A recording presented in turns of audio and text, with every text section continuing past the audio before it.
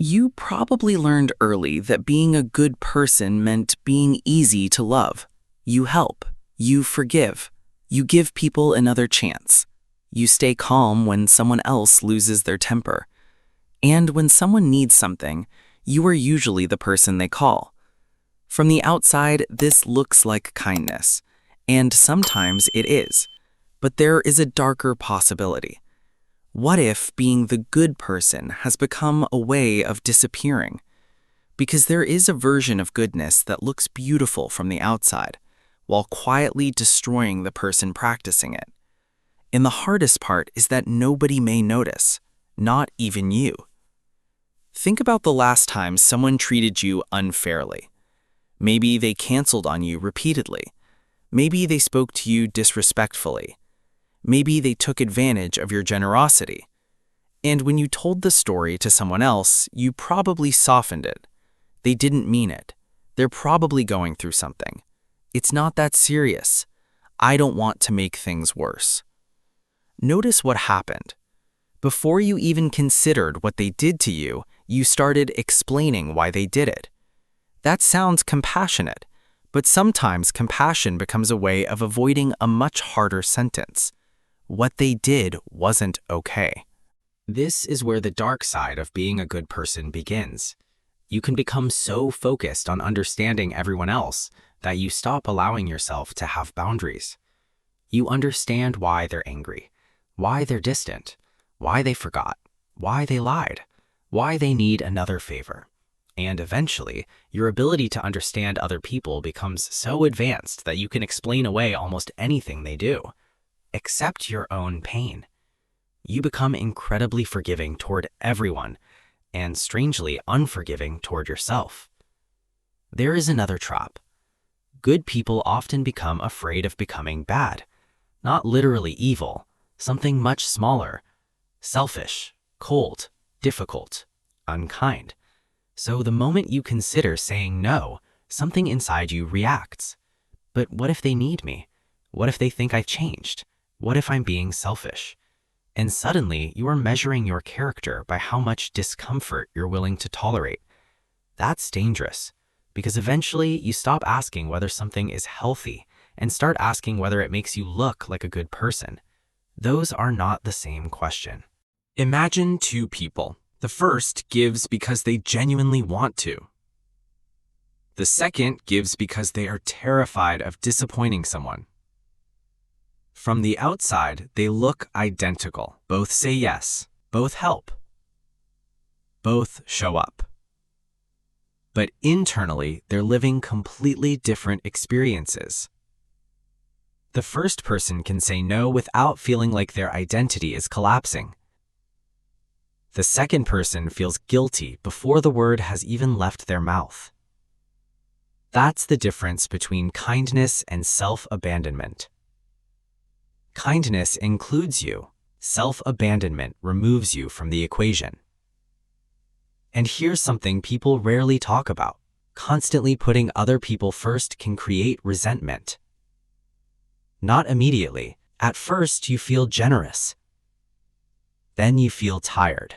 Then you start noticing that nobody seems to appreciate what you're doing. You remember every favor, every time you rearranged your schedule. Every time you swallowed your feelings, every time you said it's fine when it wasn't. And eventually something changes. You aren't giving freely anymore, you're keeping score. But you're still saying yes. That's where resentment becomes especially painful. Because the other person may not even know there was a sacrifice. You agreed to something they thought you genuinely wanted to do, and now you're angry at them for accepting the yes you gave them. This is why boundaries can feel uncomfortable to people who have built their identity around goodness. A boundary creates friction. Someone may be disappointed. Someone may misunderstand you. Someone may call you selfish. And if you've spent years believing that a good person keeps everyone comfortable, their discomfort can feel like evidence that you've done something wrong. But consider this. Someone being disappointed by your boundary does not automatically mean your boundary is unfair. Sometimes their disappointment simply means they were benefiting from your lack of one. And there's an even deeper layer. Sometimes being needed becomes a source of identity. You're the reliable one, the responsible one, the person who fixes things, the person everyone can count on. That identity feels powerful until you discover that people have started coming to you primarily because you never say no. Now imagine what happens when you finally stop. Some people will adjust, some will respect you more, and some will disappear. And that can hurt, but it also reveals something important. If someone's relationship with you only works when you overextend yourself, the relationship was already asking too much of you. There's also a psychological reason good people can stay in unhealthy relationships longer than they should. They keep investing in potential. They remember the good moments. They focus on the person's difficult childhood. They imagine what the relationship could become. They tell themselves that leaving would be cruel. So they keep giving. One more chance, one more conversation, one more apology, one more explanation, until patience becomes permission and forgiveness becomes a reason to remain somewhere that keeps hurting them. Forgiveness is healthy when it releases you from the past. It becomes dangerous when it repeatedly sends you back into the same situation. But none of this means you should become colder. That's the mistake people make when they discover the dark side of being nice. They swing from one extreme to another. I'm done caring about people. Nobody deserves my kindness. I'll never help anyone again. That's not the solution. The goal isn't to become less kind. It's to become less programmable.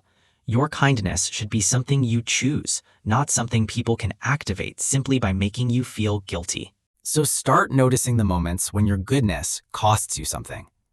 Not every sacrifice is unhealthy. Sometimes love requires sacrifice. Sometimes friendship requires patience. Sometimes being a decent human being means doing something inconvenient. The question is not, did I sacrifice something? The better question is, was this sacrifice freely chosen? Did you actually want to help? Could you have said no? Would you still do it if the other person didn't become more grateful afterward? Those questions reveal whether your kindness is coming from strength or fear. And perhaps the most uncomfortable question is this: who are you when nobody needs anything from you? No problem to solve, no person to rescue, no conflict to fix, no one waiting for your answer, just you. For some people, that silence feels strangely uncomfortable because being useful became easier than being known. Doing became easier than feeling. Giving became easier than receiving. And being needed became easier than asking what they actually needed themselves. You don't have to stop being the person people can count on. You just have to stop making yourself the price of being that person. You can be generous without being available to everyone. You can forgive without giving unlimited access. You can understand someone's pain without excusing their behavior. You can care about someone and still walk away. You can say no and still be a good person. Because goodness isn't measured by how much of yourself you're willing to sacrifice. A good person who has no boundaries eventually becomes useful to everyone except themselves. And maybe real goodness begins when you finally include yourself in the circle of people you are trying to protect. Not above everyone else, not below everyone else, alongside them. That isn't selfishness, that's balance. And sometimes the darkest side of being a good person is realizing that you were never taught that you were allowed to be one without disappearing.